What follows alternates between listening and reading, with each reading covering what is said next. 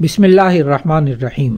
نحمدہ و نصلی علی رسولہ الکریم اما بعد۔ گزشتہ ہفتے اللہ رب العزت نے سورۃ المؤمنون کی آخری 7 آیات یعنی آیت نمبر 112 سے آیت نمبر 118 تک اور پھر سورۃ النور کے آغاز سے سورۃ النور کی آیت نمبر 29 تک کی تلاوت، ترجمہ اور تفسیر کانوں سے سننے اور زبان سے ادا کرنے کی توفیق عطا فرمائی۔ الحمدللہ علی ذالک۔ سورۃ المؤمنون کی آخری 7 آیات میں اللہ رب العزت نے قیامت کے حالات کو اس طرح ذکر فرمایا کہ کفار سے قیامت کے دن یہ بھی سوال ہوگا کہ زمین میں سال بھر کی گنتی کے اعتبار سے کتنے دن تم رہے؟ تو کفار قیامت کے ہولناک مناظر کو دیکھ کر اپنے ہوش و حواس گم کر چکے ہوں گے۔ جواب میں یہ کہیں گے کہ 1 دن یا 1 دن سے کم ہم رہے ہوں گے، اور حقیقت یہ ہے کہ ہمیں یاد ہی نہیں۔ اللہ رب العزت فرمائیں گے تم بھی تھوڑی مدت وہاں رہے ہو آخرت کے اعتبار سے۔ پھر فرمایا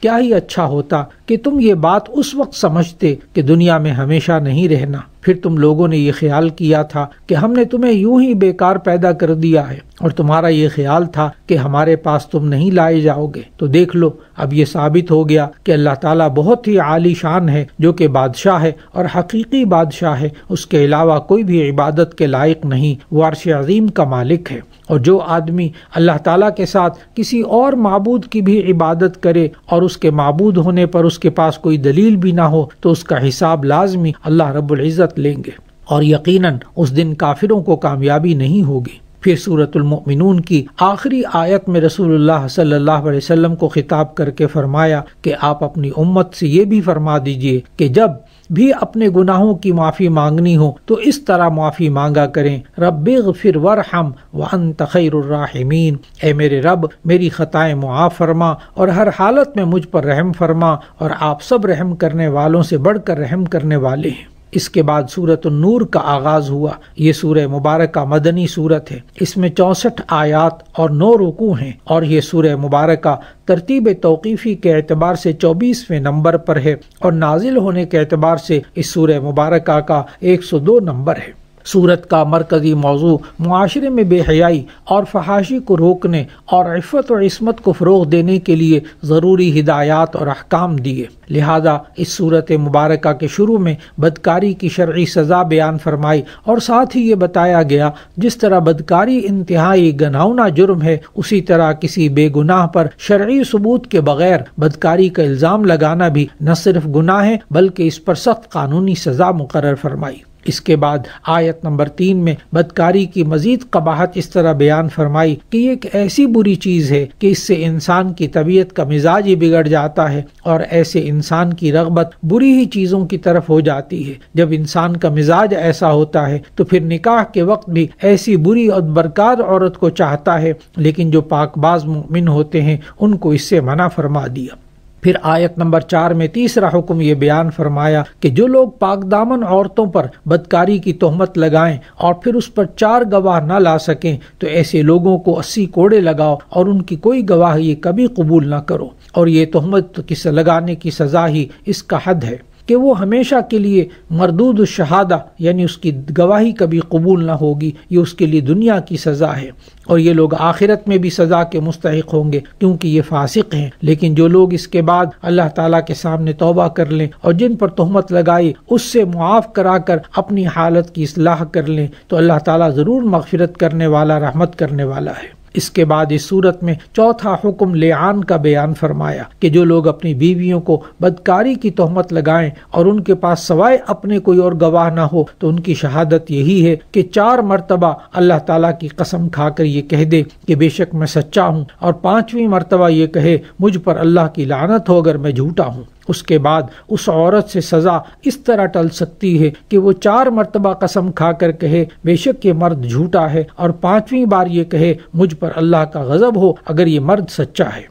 تو اس طریقے سے دونوں میاں بیوی دنیا کی سزا سے بچ سکتے ہیں، لیکن اس لعان کے بعد وہ عورت اس مرد پر حرام ہو جائے گی۔ سورۃ النور کی ابتدائی 10 آیات میں اللہ رب العزت نے عام مردوں اور عورتوں سے متعلق بدکاری، تہمت، لعان کے احکامات بیان فرمائے۔ اس کے بعد سورہ نور کی آیت نمبر 11 سے آیت نمبر 26 تک اللہ رب العزت نے ام المؤمنین حضرت عائشہ صدیقہ رضی اللہ عنہا پر جو تہمت لگائی گئی تھی اس کا تفصیل کے ساتھ ذکر فرما کر حضرت عائشہ رضی اللہ عنہا کے براءت کا اعلان فرمایا۔ اللہ رب العزت نے فرمایا، جن لوگوں نے حضرت عائشہ رضی اللہ عنہا کے بارے میں یہ خبر پھیلائی تو اے مسلمانوں، تم اس بہتان تراشی کو اپنے حق میں برا نہ سمجھو، بل ہوا خیر لکم، یہ بے اعتبار انجام کے تمہارے حق میں بہتر ہے، کیونکہ اس غم کے پہنچنے سے صبر کا ثواب ملا اور درجات بلند ہوئے۔ پھر فرمایا کہ جس نے اس تہمت لگانے میں بڑا حصہ لیا تو اس کو سب سے بڑھ کر سخت سزا ہوگی۔ اور عام مسلمانوں کے بارے میں فرمایا کہ جب تم لوگوں نے یہ بات سنی تھی تو تم لوگوں نے نیک گمان کیوں نہ کیا؟ وَقَالُوا هَذَا إِفْكٌ مُبِينٌ، یہ کیوں نہ کہا کہ یہ صریح جھوٹ ہے؟ اور دوسرا، جب تہمت کی بات زبان سے نکالی تو اس پر 4 گواہ کیوں نہیں لائے؟ لہذا ایسے لوگ اللہ تعالیٰ کے نزدیک جھوٹے ہیں۔ اور پھر مزید اس پر یہ کہ تم اس جھوٹی بات کو اپنی زبانوں سے نقل کرتے رہے، دوسروں کو بتاتے رہے اور اپنے منہ سے ایسی بات کہہ رہے تھے مَا لَيْسَ لَكُمْ بِهِ علم، جس کا تمہیں علم بھی نہیں تھا۔ اور جب آپ لوگوں نے اس تہمت کو پہلی مرتبہ یعنی شروع ہی میں سنا تھا تو یہ کیوں نہیں کہا سبحانک ھذا بہتان عظیم، معاذ اللہ یہ تو بہت بڑا بہتان ہے۔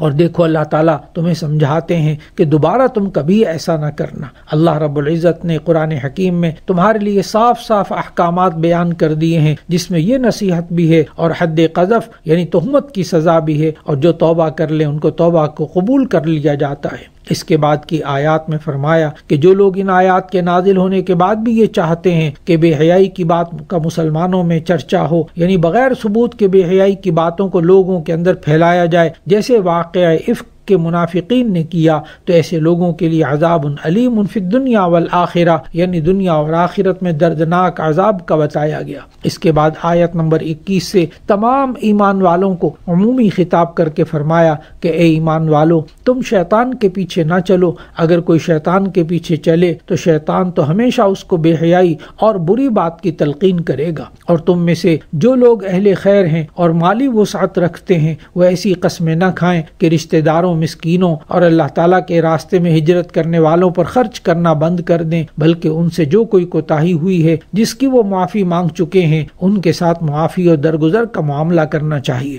پھر اس کے بعد آیت نمبر 27 سے ایمان والوں کو خطاب کر کے فرمایا کہ جب تم کسی کے ہاں جاؤ ملاقات وغیرہ کے لیے تو ان گھر والوں سے اجازت لے کر گھر میں داخل ہوا کرو، اور جب اجازت مل جائے تو گھر جا کر ان گھر والوں کو سلام کیا کرو، اور اگر اجازت نہ ملے تو واپس آ جایا کرو، یا ملاقات کے لیے اصرار کر کے جایا نہ کرو، کیونکہ واپس آ جانا یہ تمہارے حق میں بہتر ہے۔ اللہ رب العزت ہمیں قرآن حکیم کی تلاوت کرنے، اس کو سمجھنے اور اس کی تعلیمات اور احکامات پر عمل کرنے اور قرآن حکیم کے پیغام کو دوسروں تک پہنچانے کی توفیق عطا فرمائے۔ وآخر دعوانا ان الحمد للہ رب العالمین۔ This program is the sole property of Pakistan Broadcasting Corporation, Islamabad. Piracy in this regard is illegal.